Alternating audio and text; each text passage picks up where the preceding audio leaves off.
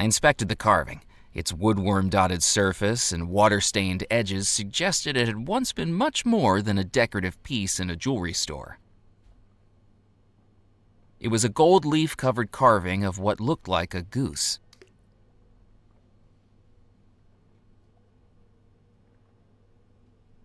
Good evening, Mr. Crumb. How can I help you?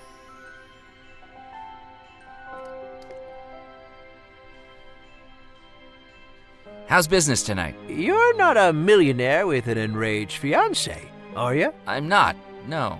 I didn't think so. Then business tonight is about as lively as a snail drinking decaf. The only other customer I had in here tonight was more interested in the provenance of fossils than the shiny stuff. Booked a private viewing, and then didn't buy anything. Can you believe it? The first time in weeks the shop gets a private viewing, and all they're interested in is bones. You sell fossils, too? I sell all the treasures of the earth. If it's under the ground and I can sell it, I'm interested. I hear Burke and Hare had the same philosophy. What are you selling? We specialize in jewelry and precious stones. Rings, necklaces, earrings, and brooches in this cabinet to my left. Gems, geodes, and fossils in this cabinet to my right. You'd be surprised at how much of an impact some stones can make. My family can tell you that. We also offer a free polishing service on all purchases from the shop. Just bring it in and we'll shine it up for you.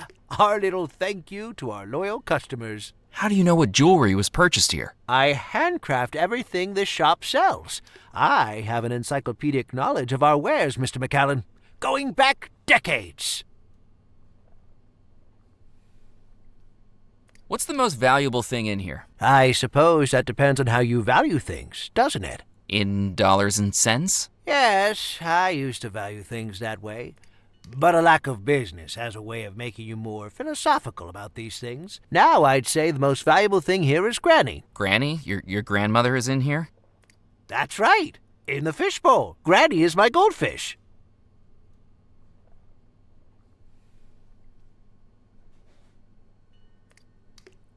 You named your goldfish Granny? Yes, it was the most wondrous thing. The same day my grandmother Bethesda died, I was out at the local fun fair, and I won this goldfish on the ring toss. When we got home, every time we mentioned Bethesda, that little fish jumped out of the water and back on in. We think Granny's passed on into that fish. What do you think? I mean this with no disrespect, but I think that's the craziest thing I've come across tonight, and I had a ghost bride trying to kill me. We all have our quirks. But don't goldfish only live for a few years? If she was your grandmother, she must have died sometime around the middle of the last century. Oh yes, that's right. Each time the goldfish dies, Granny's spirit hops into a new fish. We must be on Granny number 44 by now.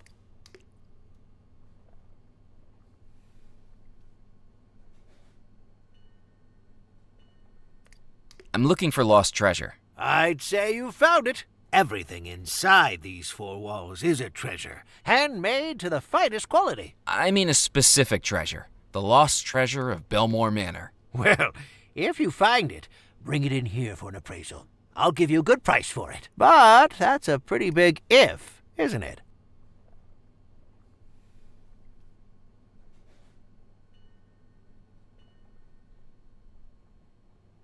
What do you know about Belmore Manor? Oh, it's a tragedy what went on there. But I know what I think. Black magic. Black magic? That's right. While some of us make an honest living around these parts, there are others who are lured in by the darker depths of the sea. Who do you think that was? Well, it's simple, isn't it? Abigail used to stop by here all the time, taking a gander at the rings and the necklaces.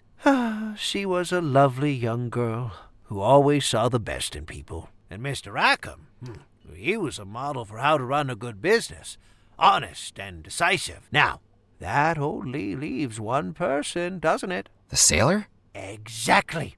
I'd heard rumors about black magic going on inside Belmore Manor. I think he was casting his spell on Abigail, making her fall in love with him. Why else would someone as rich as her want to marry someone like him? He certainly couldn't afford the rings and necklaces that caught her eye. I think, come the night of the wedding, she wised up That's why she decided to marry Mr. Rackham after all, a much more responsible choice for the company.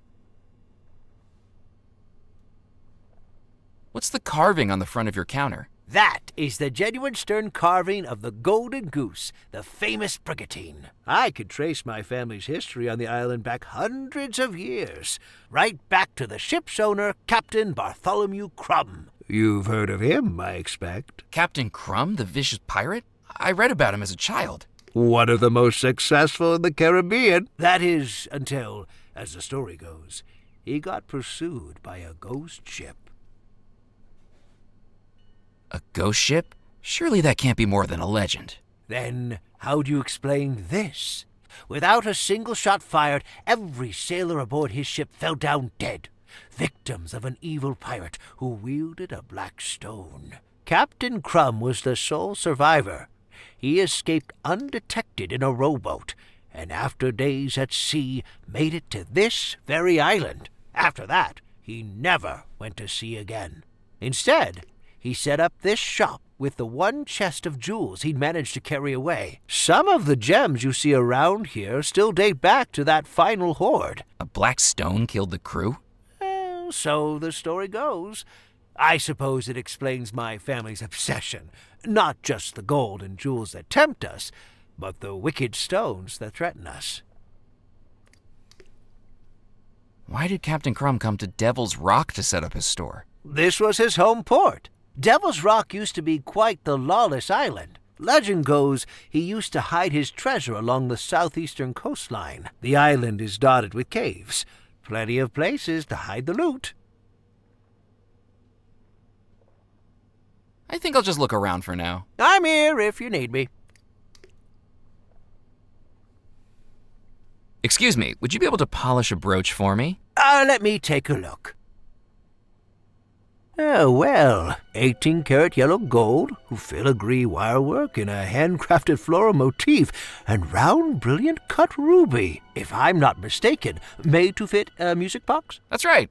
How did you know that? I know my own handiwork anywhere. Now, how did you get a hold of it? Oh, just a gift. What a generous gift indeed. Well, we do offer free polishings on all items purchased here, so I'd be very happy to shine her up for you. Please, bear with me for a moment.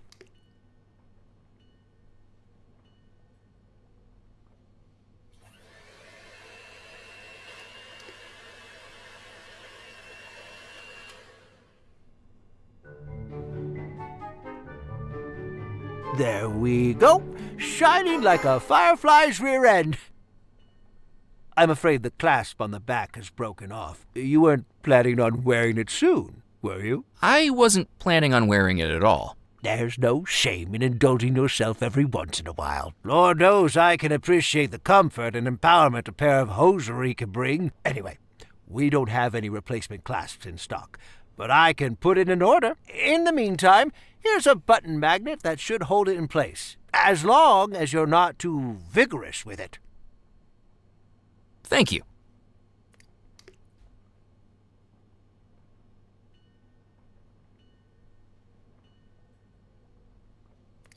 I didn't need to wear the brooch, and obviously its red stone wouldn't suit my jade complexion.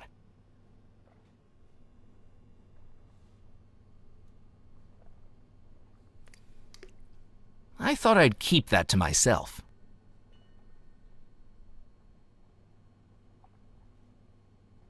Can I buy anything with this?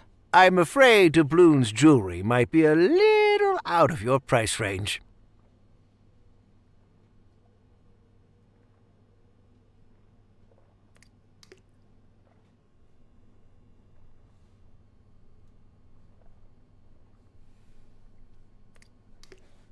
What a nice young man. Isn't he, Granny? I couldn't have put it better myself.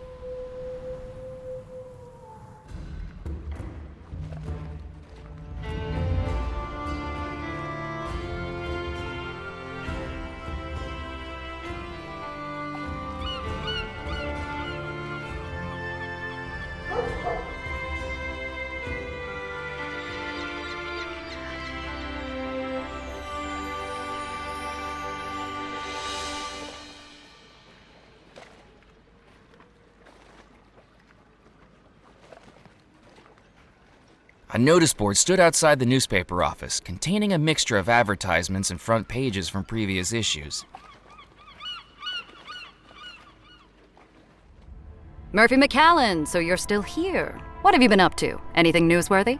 That's none of your business.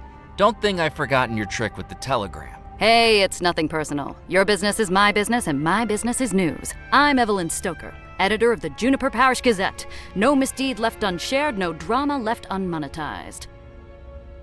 Come on, work with me here, McAllen. I need something juicy. Committed any crimes? Uncovered any affairs? Any deep, personal secrets to reveal? The honest-to-God truth? No. I need a good story. I can't let something minor like the truth stand in the way of that. On the floor was a large canister filled with dark black printer's ink. Around it, the floor was stained with ink splatters. It was a big, fancy printing press, which must have cost a fortune decades ago, but was now very much out of date. Don't even think about it. The spring on that printing press looks like it's going to blow at any moment.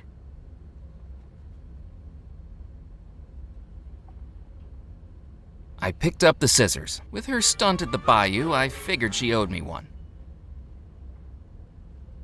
I picked up the twine. Maybe she owed me two.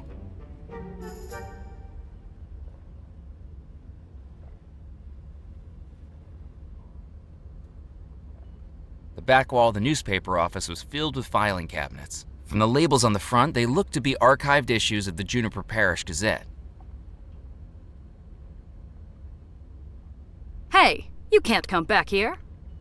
Sorry. Hanging on a peg at the far side of the room was a battered flashbulb camera. There was no way I was going to get past the newspaper editor to get it. Besides, I didn't know how to operate it.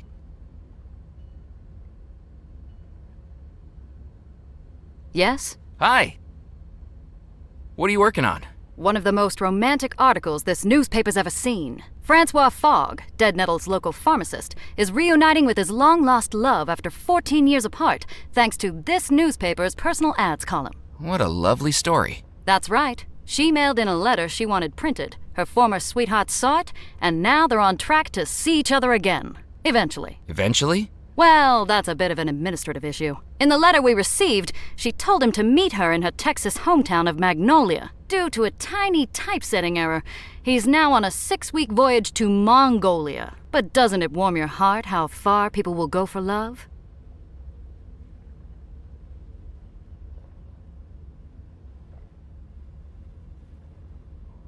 What's in those filing cabinets? Past issues of the paper, going all the way back to 1858. Of course, things were a lot more interesting when Dead Nettle was thriving. People, ships, and cargo coming and going.